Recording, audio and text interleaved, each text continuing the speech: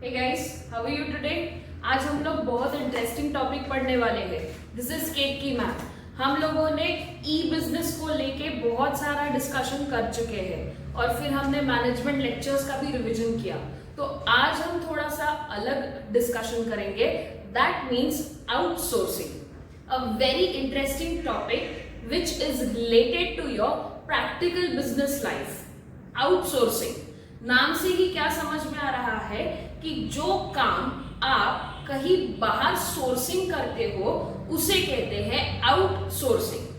अब ऐसा काम जो आपके कोर एरिया में इंक्लूडेड नहीं है वही काम को आप क्या कर सकते हो, आउटसोर्स कर सकते हो. ठीक है, जैसे कि अगर मैं कोई मॉल चला रही हूँ, I am having a shopping mall जहां पे मुझे किन किन चीजों की जरूरत पड़ेगी.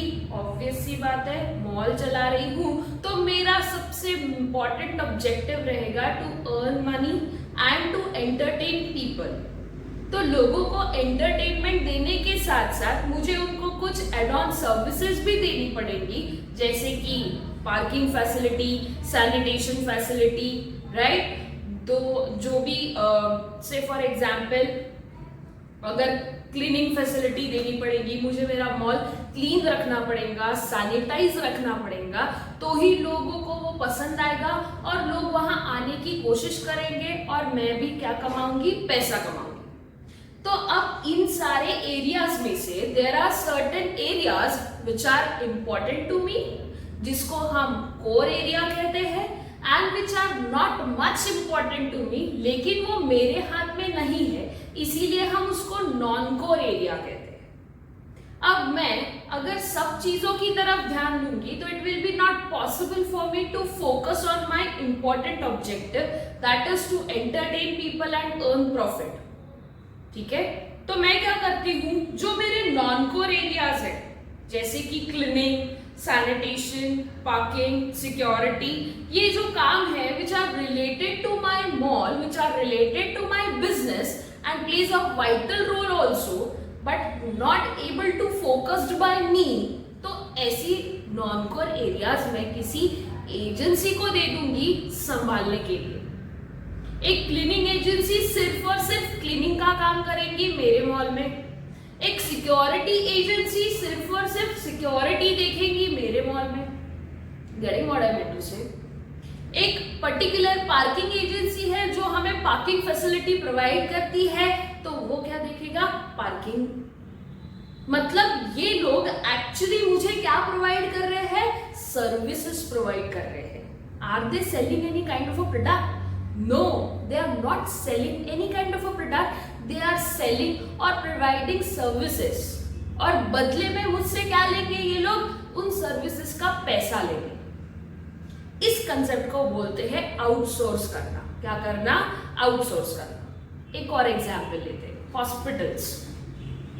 हॉस्पिटल्स में we need to serve people, हमें लोगों का ध्यान देना पड़ता है, लोगों के लिए उनकी देखभाल करनी पड़ती है. That is a main motive. ठीक है, सो जब हम लोगों की देखभाल करेंगे, उनको सर्विसेज प्रोवाइड करेंगे, तो जाहिर सी बात है हमारा मोटिव क्या रहेगा, टू सर्व पीपल. हॉस्पिटल को क्लीन करना, सैनिटाइज करना, इलेक्ट्रिसिटी या फिर टोटल मैनेजमेंट देखना, कौन से बंदे ने पेमेंट किया, कौन से बंदे ने नहीं किया, ये अकाउंटेंसी संभालना डॉक्टर्स का काम रहेगा क्या, नहीं.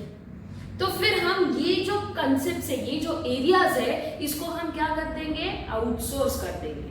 किसी ऐसी एजेंसी को या किसी ऐसे बंदे को देंगे जिसका काम सिर्फ और सिर्फ यही संभालना है.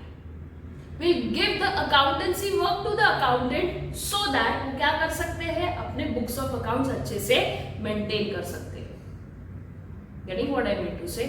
सो आउटसोर्सिंग मतलब क्या होता है, प्रोसेस ऑफ कॉन्ट्रैक्टिंग. कॉन्ट्रैक्टिंग इसलिए बोला गया है क्योंकि साल भर का हम उस एजेंसी के साथ कॉन्ट्रैक्टिंग करेंगे और उससे सर्विसेज लेंगे.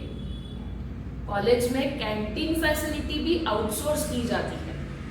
कैंटीन फैसिलिटी में अगर मैं कॉलेज चला रही हूँ और कोई बंदा है जो मेरे पास प्रपोजल लेके आया है फॉर द कैंटीन और मुझे वो प्रपोजल अच्छा लगा, तो मैंने उसको साल भर का कॉन्ट्रैक्ट साइन कर लिया. उससे क्या किया मैंने, साल भर का कॉन्ट्रैक्ट साइन कर लिया। तो साल भर का जो भी पैसा रहेगा वो मैं एकदम से उसको दे दूंगी कि भाई ये ले पैसा, तेरी फीस ले, अब तू साल भर मेरे यहाँ क्या चलाएगा, कैंटीन चलाएगा। फिर तुझे किन लोगों को रखना है, नहीं रखना है, उसके अंडर कितने एम्प्लॉइज चाहिए, वर्कर्स चाहिए, वो बंदा देखते बैठेगा। मुझे उससे कोई लेना देना नहीं रहेगा। मैंने उसको जगह दे दी, उसको पैसे दे दिए, मेरा काम वहीं पे खत्म हो गया। ठीक है, this is what is called as outsourcing. इसे क्या कहते हैं, आउटसोर्सिंग कहते हैं। नेक्स्ट, तो हमने कॉन्ट्रैक्टिंग कर लिया, जो हमारा इंपॉर्टेंट एरिया नहीं था, नॉन कोर एरिया था, उसको हमने क्या कर दिया, कॉन्ट्रैक्ट दे दिया किसी और। देन कौन सा एरिया किया है, non core area. Core means very important, लेकिन जब आप उसको कॉन्ट्रैक्टिंग कर रहे हो तो नॉन कोर एरिया करते हो। कोर एरिया ऐसा एरिया होता है जहां पे आपके ऑब्जेक्टिव्स है और वो आपको ही अचीव करने हैं, कोई दूसरा बंदा उसको अचीव नहीं कर सकता। तो हम क्या कॉन्ट्रैक्टिंग करेंगे, नॉन कोर एरिया कॉन्ट्रैक्टिंग करेंगे। ठीक है, after contracting non core area we give that area to the agency, जो कि चार्ज करेंगी किसके लिए, सर्विसेज के लिए चार्ज करेंगी। जो सर्विसेज वो हमें प्रोवाइड करेंगे उसके लिए वो चार्ज करेंगी। These are nothing but the services. Product दे रही क्या, नहीं। Sanitation, canteen facility, parking, security, ये सब क्या है, सर्विसेज है, प्रोडक्ट नहीं है। These are the intangible product, जिसको हम देख नहीं सकते। और ऐसा प्रोडक्ट जो इंटेंजिबल है उसको प्रोडक्ट नहीं, उसको सर्विसेज कहते हैं। क्या कहते हैं, सर्विसेज कहते हैं। सो जब सर्विसेज की बात होगी, so there will be the agency, जिसको हम क्या करेंगे, चार्ज करेंगे, काय के लिए, सर्विसेज के लिए। ठीक है, जब कॉन्ट्रैक्टिंग बोला है तो एवरीथिंग शुड बी लीगल। हमारे पास लीगल एविडेंस होना चाहिए फॉर द कॉन्ट्रैक्टिंग, इसीलिए हम क्या करेंगे, उसके साथ फॉर्मल एग्रीमेंट करेंगे विच विल ऑलवेज शो कि हम दोनों के बीच में कितने टाइम स्पैन के लिए कॉन्ट्रैक्ट है और कौन से एरिया के रिलेटेड हमने कॉन्ट्रैक्टिंग किया है। ठीक है, सो आउटसोर्सिंग में क्या होना चाहिए, फॉर्मल एग्रीमेंट होना चाहिए बिटवीन द टू पार्टीज, ताकि उसके पास क्या रहे, एविडेंस रहे और कोई भी उस आउटसोर्सिंग का मिस यूटिलाइजेशन ना हो। फॉर्मल एग्रीमेंट में वो सारे टर्म्स एंड कंडीशंस इंक्लूडेड रहेंगे जो कि एक बिजनेसमैन चाहता है कि आउटसोर्सिंग एथिकली हो, उसूलों से हो। ठीक है, उसके बाद फोकसेस ऑन कोर एरिया। कौन फोकस कर पाएगा, ऑब्वियस सी बात है, आपने नॉन कोर एरिया एजेंसी को दे दिया, तो जो बिजनेसमैन है वो क्या कर सकता है, कोर एरिया पे फोकस कर सकता है। अब मुझे स्टूडेंट्स के खाने पीने की चिंता नहीं है, स्टूडेंट्स अपना खाना खुद खरीद सकते हैं, खुद खा सकते हैं। Now my motive is to provide education, I am going to do that properly. मेरा फोकस आ गया, कंसंट्रेशन आ गया, जो मेरा ऑब्जेक्टिव है, I can concentrate on that particular objective. ठीक है, उसके बाद रिड्यूस इट्स ओन कॉस्ट। अगर मैं कैंटीन शुरू करती तो मुझे दो ऑब्जेक्टिव की तरफ ध्यान देना पड़ता था एट अ टाइम, कि मुझे कैंटीन भी चलाओ, उसका भी वर्किंग कैपिटल रिक्वायरमेंट संभालो, और एजुकेशन भी चलाओ, उसका भी कैपिटल रिक्वायरमेंट संभालो। It will be not possible for that single person to handle both the things of a different criteria at a time. दोनों का ऑब्जेक्टिविटी अलग है ना guys, that is for the fun, food is for the fun, right. तो जो studies है that is something which is formal, वो मुझे सबसे ज्यादा अच्छे से आता है, तो मैं सबसे ज्यादा वहां फोकस करूंगी। लेकिन मेरा फोकस क्या हो रहा है, डिवाइड हो रहा है ना, तो वो फोकस डिवाइड ना हो, we can able to focus on our main objective. इसीलिए हम क्या करते हैं, चीजों को आउटसोर्स करते हैं। क्या करते हैं, आउटसोर्स करते हैं। अब रिड्यूसेस इट्स ओन कॉस्ट मतलब क्या, मैं कॉस्ट यहाँ तो बेयर कर ही रही हूँ, लेकिन उधर भी करूंगी, ध्यान भी नहीं देना होगा, तो क्या कॉस्ट बेयर करना बुराएगा क्या, नहीं। तो बार बार आपको उसकी तरफ ध्यान देना नहीं है, आपने कॉन्ट्रैक्ट किया ना साल भर का बंदे के साथ, तो साल भर का पैसा आप ऑलरेडी उसको दे चुके हो। अब आपका काम यहीं पे खत्म होता है। आपको अभी किधर कॉन्सेंट्रेट करना है, आपके मेन ऑब्जेक्टिव पे कॉन्सेंट्रेट करना है। ठीक है, आपको वहां खर्चे के बारे में सोचना नहीं है, क्योंकि आप ऑलरेडी कॉन्ट्रैक्ट का पैसा दे चुके हो। अब जो भी कैपिटल रिक्वायरमेंट रहेगा वो कौन देखेगा? कैंटीन वाला, जो कैंटीन चला रहा है या आपने जिसको आउटसोर्स किया है कैंटीन फैसिलिटी, वो देखेगा। ना आपको उसके एम्प्लॉयज को पेमेंट करना है, और ना ही उसकी सब्जी लाके देनी है, और ना ही उसकी प्लेटें धोनी है। पूरा का पूरा कैंटीन का जिम्मा आपने आउटसोर्स किया है, पैसा आप दे चुके हो, आपका काम वहीं पे खत्म होता है।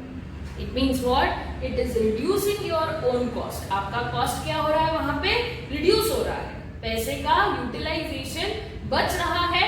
You can save your time as well as money, so that you could able to concentrate on your main objective. Use of expertise for specialised job. अब मेरा काम एजुकेशन प्रोवाइड करना। I don't have an idea about the hoteling and don't have idea about the canteen या catering का मुझे कोई idea नहीं है। तो अगर मैं आउटसोर्स कर रही हूँ तो ऑब्वियस सी बात है वो बंदा उस पर्टिकुलर चीज में स्पेशलाइज्ड है। He know how to run a catering, how to run a canteen. वो उसके पास एक्सपीरियंस है, he knows that particular thing. तो ऑब्वियस सी बात है आप आउटसोर्स कर रहे हो तो किसी स्पेशलाइज्ड बंदे को वो चीज दे रहे हो, so that he could able to run that particular business in collaboration with your business. Getting what I mean to say? समझ में आ रही है बात? सो कोलैबोरेटिव से आप क्या कर सकते हो? एक छोटे से छोटे बिजनेसमैन को भी प्रमोट कर सकते हो, राइट? और आप अपने मेन ऑब्जेक्टिव पर भी फोकस कर सकते हो। ठीक है, चलो एक बार वापस से देखते हैं क्या होता है outsourcing. It is a process of contracting. आप क्या करते हो? कॉन्ट्रैक्ट बेसिस पे किसी दूसरे या स्पेशलाइज्ड बंदे को देते हो अपना नॉन कोर एरिया संभालने के लिए। देन कौन सा कॉन्ट्रैक्टिंग करेंगे? Non core area which is not a part of your self objective. आपके ऑब्जेक्टिव का पार्ट नहीं है, लेकिन वो आपके बिजनेस का पार्ट है। ठीक है ना, इसलिए हम उसको क्या कहते हैं? नॉन कोर एरिया कहते हैं। देन किसे दोगे वो चीज? कॉन्ट्रैक्टिंग किसको करोगे? एजेंसी को करेंगे। एजेंसी आपको क्या देंगी? सर्विसेज देंगे, और सर्विसेज का क्या लगाएगी? चार्ज लगाएगी, जो आपको पे करना होगा। डिपेंड्स ऑन दैट कॉन्ट्रैक्ट कि वो साल भर के लिए है, हाफ ईयरली है, या 2 साल के लिए। ठीक है, उसके बाद है formal agreement. This will be the evidence for both the parties, क्योंकि कॉन्ट्रैक्टिंग कितने दिनों का है, कितने टाइम का है, वो सारे टर्म्स एंड कंडीशंस कहाँ मेंशन रहेंगे? अग्रीमेंट में रहेंगे, ताकि वो 2 पार्टीज के बीच में कभी भी डिस्प्यूट ना हो। Then focus on core area. आपने यहाँ पे कॉन्ट्रैक्टिंग कर लिया ना, राइट? अभी आपका काम क्या रहेगा? उस पर्टिकुलर एरिया के बारे में सोचना बंद कर दीजिए, क्योंकि आपने उसको क्या कर दिया है? आउटसोर्स कर दिया है। अब आपका काम क्या रहेगा? उसके सर्विसेज को जज करना।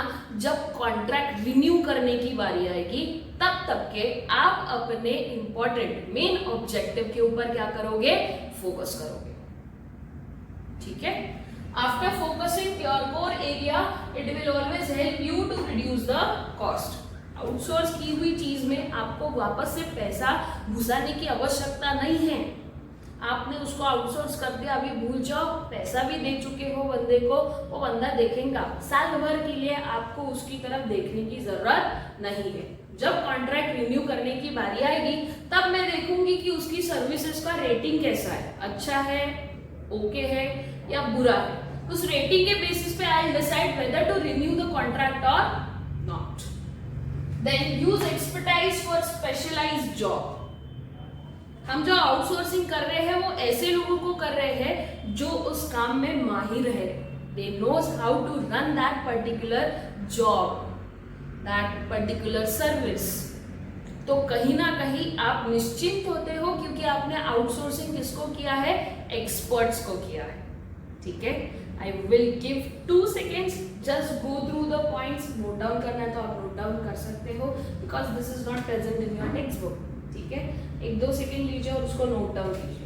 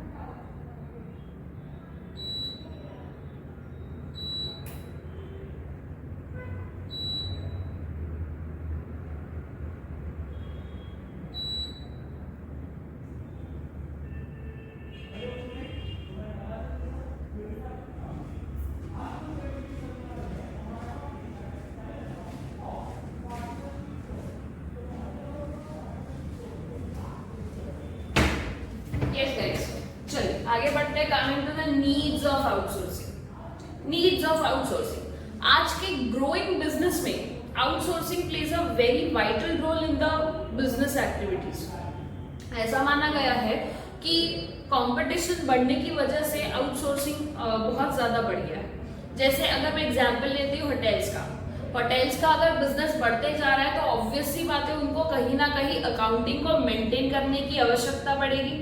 तो अकाउंटिंग को मेंटेन करने के लिए they need to keep accountant, या फिर खुद अगर अकाउंट्स रखेंगे तो फिर लोगों को सर्व कैसे करेंगे, सर्विस कैसे प्रोवाइड करेंगे। तो ये सब चीजें सोचने के बाद दे कम टू द डिसीजन कि हमने अकाउंटिंग प्रोसीजर क्या करनी चाहिए, आउटसोर्स करनी चाहिए, किसी ऐसे बंदे को देना चाहिए जो सिर्फ और सिर्फ क्या करता है, अकाउंटिंग करता है। He is a specialized, he is the expertise in that particular thing, ताकि आपका अकाउंटिंग क्या हो सके, मैनेज हो सके। ठीक है, इस कंसेप्ट को नॉलेज प्रोसेस आउटसोर्सिंग भी कहते हैं। नॉलेज प्रोसेस मतलब आपको जिस चीज का नॉलेज नहीं है लेकिन कोई दूसरा बंदा है who is specialized, who is having the expertise knowledge in that particular thing, तो आप फिर वो काम क्या कर सकते हो, आउटसोर्स कर सकते हो ऐसे बंदे को। So this is what is the difference. There are total 3 types of outsourcing: LPO legal process outsourcing, BPO business process outsourcing and KPO knowledge process outsourcing. जैसे जैसे आगे बढ़ते जाएंगे उसको पढ़ेंगे, लेकिन आज नीड को समझ लेते हैं। Why there is a need of outsourcing in today's business world. तो सबसे पहली चीज है world becoming highly specialized. Highly specialized मतलब क्या है? आज के डेट में अगर हम बिजनेस करते हैं तो हमारे पास जितने रिसोर्सेज उतने डिपार्टमेंट्स पाए गए। तो डिपार्टमेंटेशन हम क्यों करते हैं? Because everybody needs a specialization. हमारे पास रिसोर्सेज का वेस्टेज ना हो, इसीलिए हम क्या करेंगे, उसका डिपार्टमेंटेशन करेंगे ताकि हर डिपार्टमेंट हर रिसोर्सेज को अच्छे से यूज कर सके। Same is the case with outsourcing. You want a specialized thing for your work, whether it is non-core, लेकिन it will always related to your business activity, right? तो business activity से related है तो उसको ऐसे ही छोड़ दोगे क्या? नहीं, मुझे उससे कुछ ना कुछ तो काम करवाना ही पड़ेगा, because that particular thing is related to your business. तो उसको आप eliminate नहीं कर सकते। Instead of eliminating or neglecting, make it a part of outsourcing. इसीलिए हम क्या करते हैं, हाईली स्पेशलाइज्ड हो रहा है ना वर्ल्ड, सबको आज की डेट में स्पेशलाइजेशन चाहिए। वेडिंग भी होना तो वेडिंग प्लानर के थ्रू होना, क्योंकि अपन मेहमानों में बिजी रहते हैं। शादी के काम करने के लिए अगर 2 जन रहेंगे, उनका काम ही सिर्फ शादी को प्रॉपरली मैनेज करना है, इवेंट को प्रॉपरली मैनेज करना है, तो हमेशा अच्छा ही होता है। फंक्शंस का रेटिंग हमेशा अच्छा लगता है, जो बाहर से मेहमान आते हैं उनको भी अच्छा लगता है, क्योंकि आप कहीं ना कहीं चीजों को क्या कर चुके रहते हैं, आउटसोर्स कर चुके रहते हैं। ठीक है, सो आज के डेट में हमें स्पेशलाइजेशन के ऊपर बहुत ज्यादा बिलीव करते हैं, right? So specialization always need a finely tuned skills, है ना? हम ऐसे ही लोगों को काम देते हैं जो फाइनली ट्यून्ड है, जिनका स्किल्स बहुत ज्यादा ट्यून्ड है। They are very skillful people and they know how to do that particular thing. ठीक है, वेडिंग प्लानर को ही नोस की वेडिंग में क्या होता है, क्या क्या करना पड़ता है, कितने लोगों के लिए करना पड़ता है, या फिर जो भी अरेंजमेंट एक शादी में लगता है विद इन द बजट लाने की कोशिश करेगा, because that person is finally tuned with that particular activity. ठीक है, you need a finely tuned skills, ताकि आप जो चीज आउटसोर्स कर रहे हो वो कैसी हो, एकदम अच्छी हो, वहां पे किसी भी तरीके का क्वालिटेटिव या फिर क्या कहते हैं उसे एडजस्टमेंट नहीं होना चाहिए। जो आपने सोचा है उससे कहीं बेहतर आपको चीजें क्या मिलनी चाहिए, रिटर्न्स में मिलनी चाहिए। तो वर्ड क्या हो गया आज के डेट में, हाईली स्पेशलाइज्ड हो गया है। ठीक है, और हमें कैसा चाहिए, स्किल्स, फाइनली ट्यून्ड स्किल्स चाहिए, है ना? जो भी हमें रिसोर्सेज संभालने हैं ऑर्गेनाइजेशन के लिए हमारे, तो रिसोर्सेज संभालने के लिए हमें स्किलफुल लोगों की जरूरत है। तो वो हमें ढूंढने की आवश्यकता नहीं है, आउटसोर्सिंग के थ्रू वो अपने आप हमें क्या हो जाते हैं, मिल जाते हैं। Then global competition, you want to be in competition, दूसरों के साथ compete करने के लिए you have to be best, आपको बेस्ट रहना बहुत जरूरी है। तो बेस्ट आप तभी रहोगे जब आपका बिजनेस अच्छा चलेगा, आपका बिजनेस स्किलफुल लोगों के पास होगा, राइट। तो स्किलफुल लोग और स्किलफुल एक्टिविटी करने वाले लोग, ये चीज का अगर आपको नॉलेज है तो आप आराम से with the help of outsourcing global competition में स्टैंड भी कर सकते हो और खुद को प्रूव भी कर सकते हो। देन इंप्रूविंग क्वालिटीज, आप अगर अपनी कामों को आउटसोर्स कर रहे हो, ऐसे लोगों के पास दे रहे हो जिनका काम सिर्फ और सिर्फ वही करना है, they are very specialized in that particular activity or expertise in that particular activity, तो क्या मिलेगा आपको, क्वालिटी में इंप्रूवमेंट मिलेगा। अगर आपकी कैंटीन फैसिलिटी अच्छी है तो students will never neglect that particular thing. आज भी अगर लेडी अमृत बाई दागा कॉलेज का कैंटीन का नाम लेते हैं तो every girl has a mouth watering thing. वहां के समोसे, bread roll, I will not take the name otherwise मुझे बहुत ज्यादा भूख लग जाएगी। लेकिन मेरे कहने की बात यह है कि वो आउटसोर्सिंग करने की वजह से कहीं ना कहीं आपके बिजनेस की गुडविल को फायदा होता है, राइट। आज अगर हम एडमिशन भले ही पढ़ाई के लिए ना लें, लेकिन कॉलेज लाइफ में canteen plays a very important role guys, ये सब आप लोग भी जानते हो। There are certain college who don't have good canteens, canteen तो छोड़ो, एक छोटा सा शॉप भी नहीं होता। सो ऐसे टाइम पे हम कहीं ना कहीं क्वालिटेटिव सोचते हैं और आउटसोर्सिंग हमें हमेशा हेल्प आउट करता है हमारे बिजनेस की क्वालिटी इंप्रूव करने में। So improving quality. Then qualities की बात अगर करते हैं, then fresh look over business process. आप जो भी बिजनेस करोगे उसकी तरफ आपका जो नजरिया है वो भी क्या हो जाता है, चेंज हो जाता है, फ्रेश हो जाता है, राइट। क्योंकि कहीं ना कहीं आपने नॉन कोर एरिया को जो आउटसोर्स किया, it will always help you to focus on core area. तो आपका टाइम भी बच रहा है, पैसा भी बच रहा है और आपका ऑब्जेक्टिव भी अचीव हो रहा है। सो आप अपने बिजनेस को क्या दे सकते हो, फ्रेश लुक दे सकते हो। देन स्किल्ड वर्कफोर्स, आपके यहाँ जो काम करने वाले लोग रहेंगे वो कैसे रहेंगे, स्किलफुल रहेंगे। Everybody will be having their own talent to manage the task, एकदम स्किल्ड पर्सन। स्किल्ड पर्सनल का फायदा ये है कि वो लोग एफिशिएंट होते हैं और कम से कम टाइम में ज्यादा से ज्यादा क्या कर सकते हैं, प्रोडक्टिविटी दे सकते हैं। Hence they are called as skillful worker. क्या कहते हैं हम उसको, स्किलफुल वर्कर्स कहते हैं, ठीक है। I repeat it again. आज हमने कंसेप्ट देखा आउटसोर्सिंग का, उसका मीनिंग देखा and we check out the needs of outsourcing. एक बार रिकॉल करेंगे, ठीक है। ध्यान दीजिए, क्या कहा मैंने, outsourcing it is a process of contracting. क्या कॉन्ट्रैक्टिंग करते हैं, non core area. Non core area क्या करेंगे हम, एजेंसी को देंगे जो हमें क्या प्रोवाइड करेगी, सर्विसेज प्रोवाइड करेगी और जिसका क्या लगवाएगी, चार्जेस लगवाएगी। चार्जेस किस बेसिस पे लगवाते हैं, तो हम उसके लिए क्या बनाएंगे, फॉर्मल अग्रीमेंट बनाएंगे जो कि दोनों पार्टीज के लिए टर्म्स एंड कंडीशंस क्लियर रहेंगे और क्लियर कंडीशंस के साथ एक एविडेंस होगा ऑफ अ कॉन्ट्रैक्टिंग, इसीलिए फॉर्मल अग्रीमेंट होता है। Focus on core area, non core area आपने एजेंसी को दे दिया ना, which is related to business, लेकिन वो आपके ऑब्जेक्टिव के साथ रिलेटेड नहीं है। इंपॉर्टेंट तो है लेकिन ऑब्जेक्टिव में तकलीफ दे रहे अचीव करने में, तो क्या करेंगे, कोर एरिया पे फोकस करेंगे। नॉन कोर एरिया को किसको दे दिया आपने, एजेंसी को दे दिया, ठीक है। After that reduces its own cost. Non core था ना, उसके ऊपर आपको खर्चा करना पड़ रहा था, ध्यान भी देना पड़ रहा था, तो कहीं ना कहीं आपका ध्यान आपके इंपॉर्टेंट ऑब्जेक्टिव पर से हट रहा था, फोकस आपका हट रहा था। तो वो फोकस को अभी आपने क्या किया, वापस ला लिया।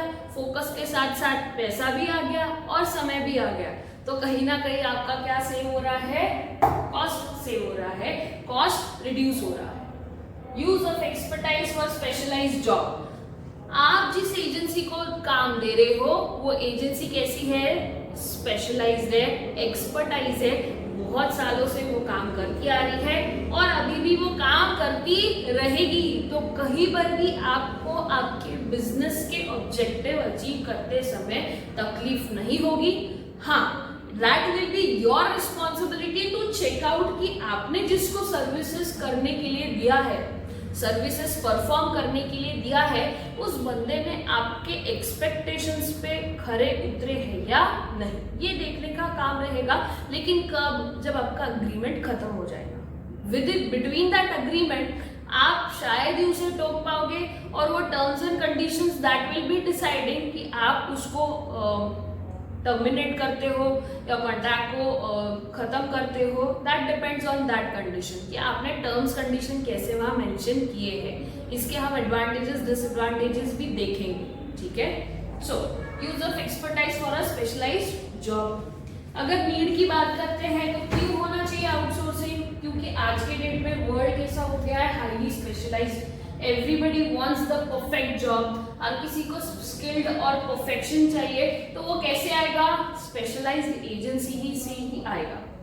If you want a good sanitization at your place, at your hospitals, you have to outsource that particular activity, जिनका काम सिर्फ और सिर्फ सैनिटाइजेशन करने का है। तो वो काम 100% वो अपने हिसाब से करते हैं और अच्छे से करते हैं as compare to the hospitals management, ठीक है। उसके बाद है फाइनली ट्यून्ड स्किल्स। एक्सपर्टाइज रहेंगे, आउटसोर्स किया हुआ जो एजेंसी है उनके पास कैसे रहते हैं, फाइनली ट्यून्ड स्किल्स रहते हैं। They know how to get the things done by others and how to work accordingly expectations of a business. ये लोगों को पता रहता है, इसीलिए उनको बोला जाता है finally tuned skills. Then you have a global competition. Competition में आपको ग्लोबली फाइट करना है, यू शुड स्टैंड इंडिविजुअली। तो आपका अगर बिजनेस ग्रोथ नहीं करेगा तो आप ग्लोबली compete नहीं कर सकते। ग्लोबल कंपटीशन में रहने के लिए स्किल्ड पर्सोनल के साथ साथ आपका बिजनेस डेवलपमेंट भी जरूरी है। तो बिजनेस कैसे डेवलप हो रहा है, बाय प्रोवाइडिंग या फिर by outsourcing activities non core areas to the specialised agencies, ताकि आपका वर्क भी कैसा हो, स्पेशलाइज्ड हो। देन क्वालिटी इंप्रूव करेगा, क्योंकि वो पर्टिकुलर बंदा अपना काम क्वालिटेटिव कर रहा है, वहां किसी भी तरीके का आपको क्वेश्चन करने का मौका नहीं देगा। तो improving qualities. Then fresh look over business process. आपके बिजनेस को टोटली नया लुक मिलता है, क्योंकि कहीं ना कहीं you feel fresh, you feel burdenless and you remain focused towards your own objectives. Then you have a skilled workforce. ऐसे लोगों को आउटसोर्स किया जिसका स्किल्स बहुत अच्छा है and they know how to do that particular work. Sanitisation वालों को पता रहता है कि क्या साफ सफाई होनी चाहिए, लोग क्या एक्सपेक्ट करते हैं and they keep that thing accordingly, ठीक है। समझ में आ रही है बात आप लोगों को। So this is what is the concept of outsourcing and need of outsourcing. आज के लिए हम यही रुकेंगे गाइस। नेक्स्ट लेक्चर हम इसके एडवांटेजेस एंड डिसएडवांटेजेस देखेंगे एंड शॉर्ट में कंसेप्ट्स देखेंगे एलपीओ, केपीओ एंड बीपीओ का। आज के लिए इतना काफी है guys. Thank you class, over for the day, thank you.